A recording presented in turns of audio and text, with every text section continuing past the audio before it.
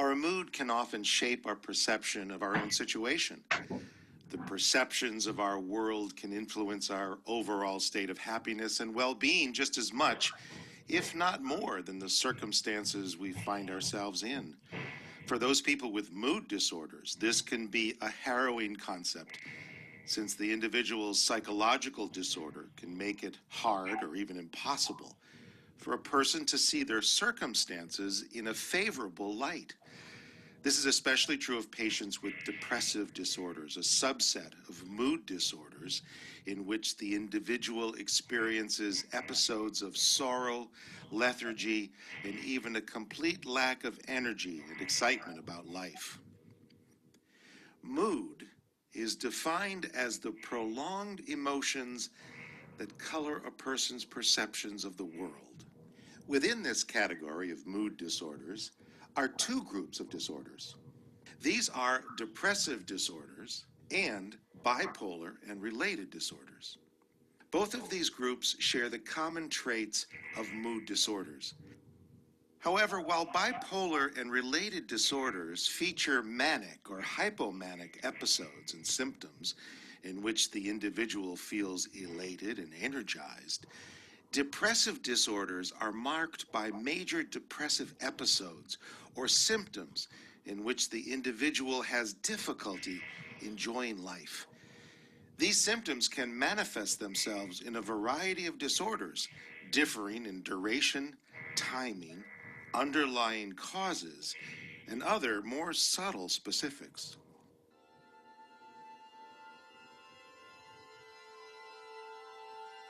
The depressive disorders grouping in the 5th edition of the Diagnostic and Statistical Manual of Mental Disorders, or DSM-5, contains a number of distinct disorders, each given its own unique diagnostic code. These codes correspond to the codes used by the World Health Organization in the International Classification of Diseases, or ICD. In DSM-5, each disorder is first linked to the coding system from the ICD-9, with the codes for the ICD-10 listed in parentheses after. Hence, all of the DSM codes crosswalk to the ICD codes, including the newest iteration, ICD-10.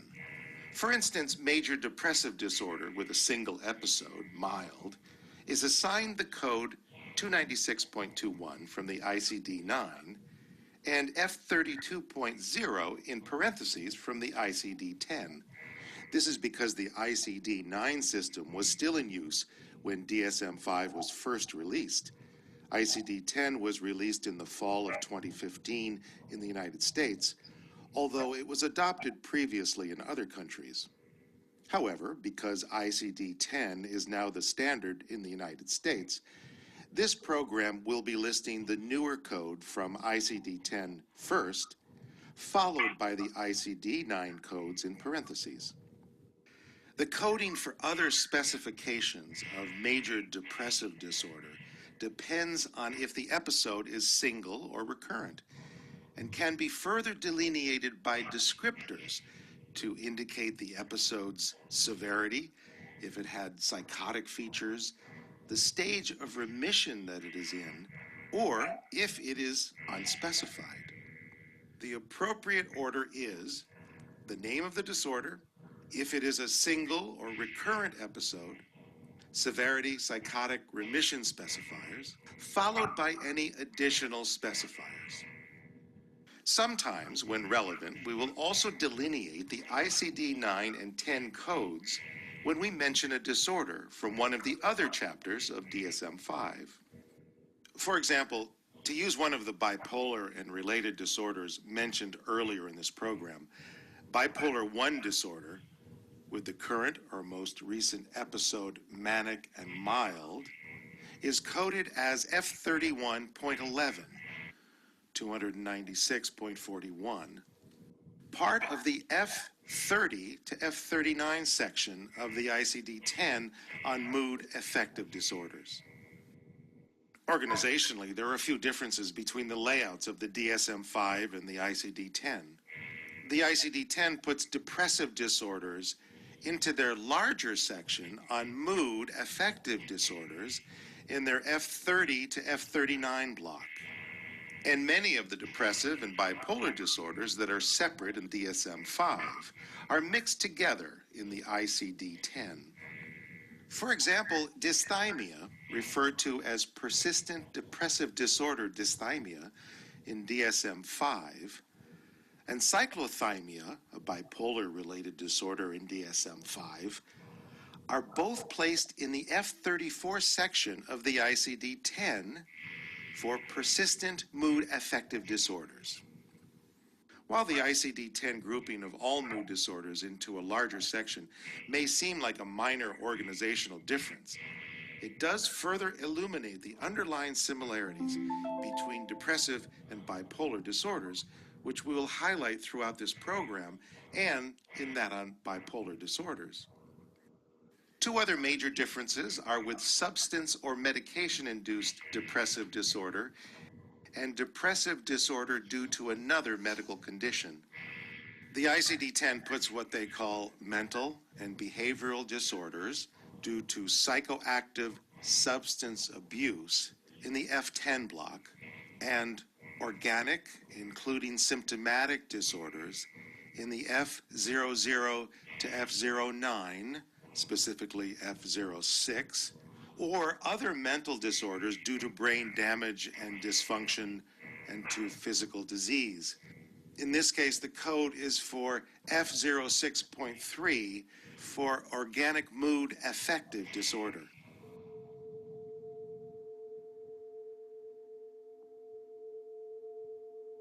Major depressive disorder is the most prevalent of the depressive disorders, affecting 7% of the population.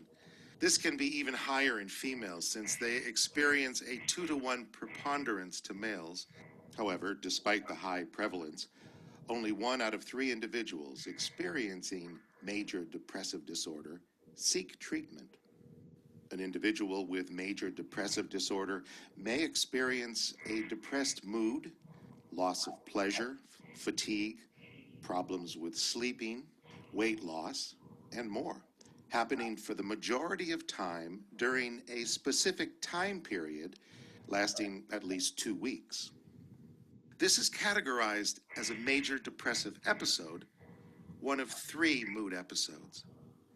Because this episode is such a significant aspect of the diagnosis for major depressive disorder, we will first take a closer look at mood episodes, then major depressive episodes, before further exploring how these episodes tie into a diagnosis of major depressive disorder.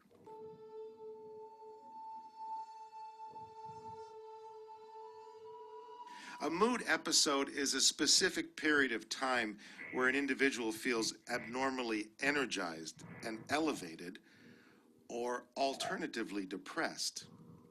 The presence and repetition, or lack thereof, of these episodes affects the coding of the disorder.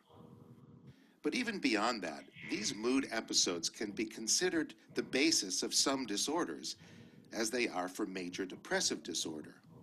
In addition to depressive episodes, there are manic episodes in which the individual experiences at least a week of increased energy or activity, and the less severe hypomanic episodes, which feature the same symptoms, but to a less debilitating extent. For both of these episodes, the individual may experience racing thoughts, a need for less sleep, overly increased self-esteem, distractibility, or excessive poor judgment regarding dangerous activities, among other symptoms. While these are worth mentioning to contrast them against a major depressive episode, the presence of a manic or hypomanic episode will change the patient's diagnosis to a bipolar or related disorder. And so we will explore them in greater detail in our program on bipolar disorders.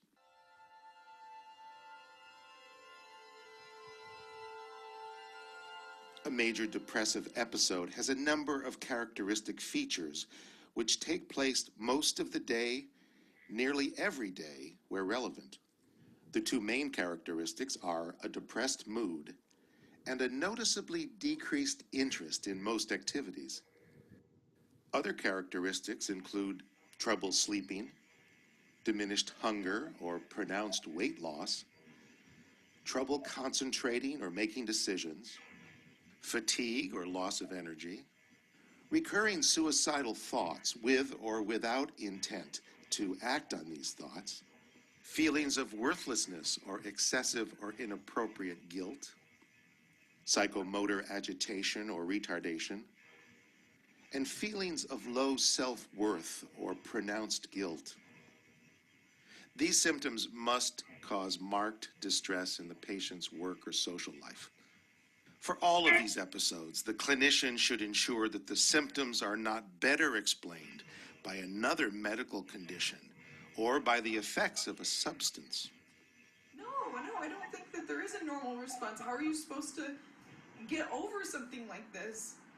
He was here and now he's gone. He's just not around anymore. This was a person whose life is just gone. For a major depressive episode, the clinician should carefully consider its part in the diagnosis if the patient has recently experienced a significant loss. While the DSM-4 allowed for a bereavement exclusion, this is absent in the DSM-5. Some clinicians claim this is because depression linked to the death or loss of a loved one doesn't greatly differ from other causes of depression. Still, in these cases, the clinician should factor in cultural norms, the patient's history, the severity of the symptoms, and whether or not the patient seems to improve before making their diagnosis. There are ways for the clinician to distinguish between grief and a major depressive episode. Grief decreases over time and may become more present when thinking of the deceased. A major depressive episode, on the other hand, is more constant and persistent and does not include the ability to experience joy, which is still present throughout the grieving process.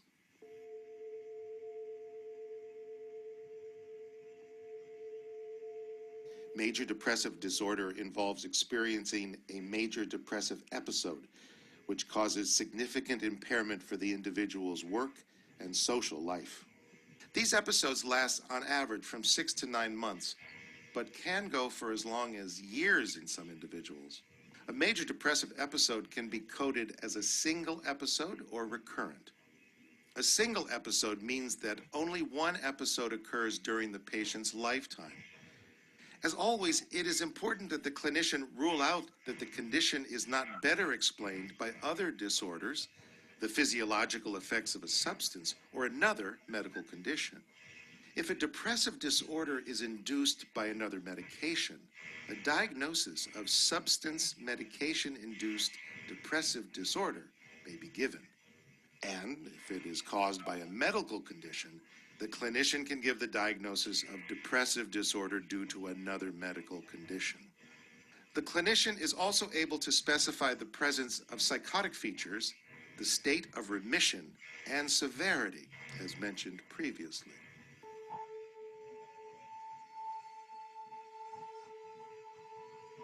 There are numerous specifiers the clinician can add to the diagnosis.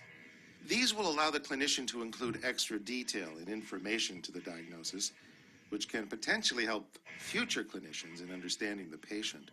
For example, the specifier "with anxious distress" can indicate that the patient has experienced feelings of foreboding, agitation or tension, intense worry leading to trouble concentrating, or the feeling that they may lose control of themselves during the majority of their most recent episode. In addition to "with anxious distress," other potential specifiers include, but are not limited to, with mixed features, with catatonia, with peripartum onset, and with seasonal pattern.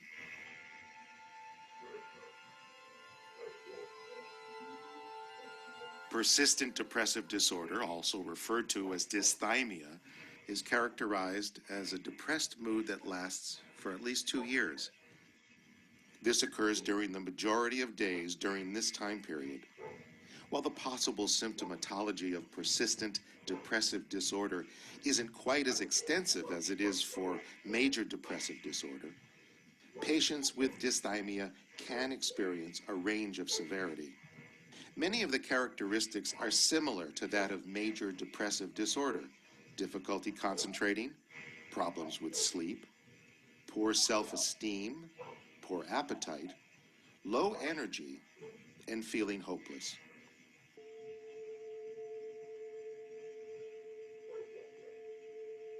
A patient with persistent depressive disorder may or may not have a major depressive episode for all or some of the period of symptoms. In addition to the specifiers available for major depressive disorder, allowing the clinician to indicate severity, the state of remission, and other features, there are also specifiers to signify the role of major depressive episodes in the disorder. A patient who, for 2 years, has not experienced any major depressive episodes can be said to have persistent depressive disorder with pure dysthymic syndrome. If, in the last 2 years, a patient has met the characteristics for a major depressive episode, then the specifier with persistent major depressive episode can be applied. If the patient is currently experiencing a major depressive episode, but has had periods of around 2 months without qualifying for a full episode, the clinician should use the specifier with intermittent major depressive episodes with current episode. And if they aren't currently experiencing a major depressive episode, but have had one or more in the last 2 years, the clinician should use with intermittent major depressive episodes without current episode. The clinician can also indicate if the onset of dysthymia happened early onset or before the age of 21, or late onset if the symptoms happened later than age 21.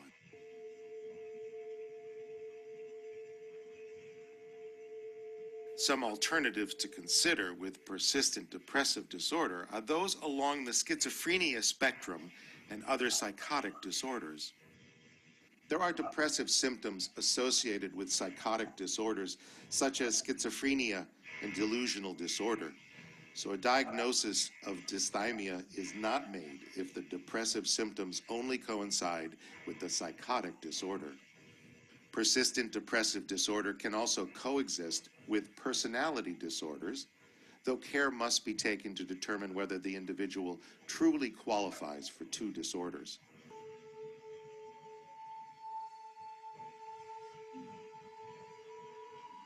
Premenstrual dysphoric disorder affects up to 5% of menstruating women and involves mood symptoms that occur repeatedly during the premenstrual phase of the menstrual cycle and alleviate shortly after menstruation commences. Characteristics include changes in mood or appetite, trouble concentrating or sleeping, feelings of being out of control or anxious, irritability, lethargy, depressed mood, and decreased interest in activities, as well as physical characteristics such as bloating, weight changes, and breast sensitivity or other pain. These symptoms should cause the patient significant distress in their daily life and not be solely a heightening of the symptoms from another disorder.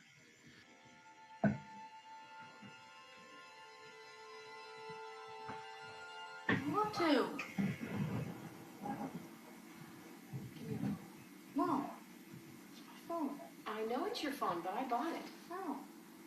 Beginning before the child is 10 years old and affecting adolescents between 6 and 18 years of age, disruptive mood dysregulation disorder is used to diagnose children with continuous, extreme verbal and behavioral outbursts. These outbursts are incongruous when considering the circumstances and out of character for the individual's developmental level. And even when the individual isn't having a mood outburst, they are on edge or angry the majority of the time. The characteristics are present in multiple settings, such as at home, at school, or with peers. So not that and No, not that. I want to. I don't care that you don't want to. You need I to. don't want to. It is also important to distinguish these symptoms from other mental disorders. The symptoms should not meet the characteristics of a manic or hypomanic episode, and they should not occur exclusively during a major depressive episode. While it can coexist with conditions such as major depressive disorder, attention deficit hyperactivity disorder, and conduct disorder, the diagnosis cannot coexist with oppositional defiant disorder, intermittent explosive disorder, and bipolar disorder.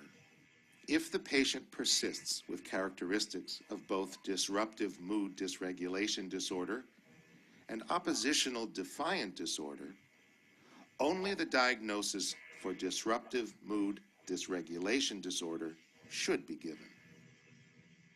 Because these depressive mood symptoms can affect the very lens through which individuals view their lives, those with these disorders can feel helpless, like they have no hope of ever feeling happy or whole again. While being diagnosed with a mental disorder can be upsetting to the patient, it can also offer a source of comfort for the individual. It can let them know that their mood isn't their fault, but is instead the product of a mental disorder, one that can be managed and even treated. Though diagnosing a mental disorder is only the first step in this treatment process, it can put the patient on the path to recovery to help them live a more balanced, happy life.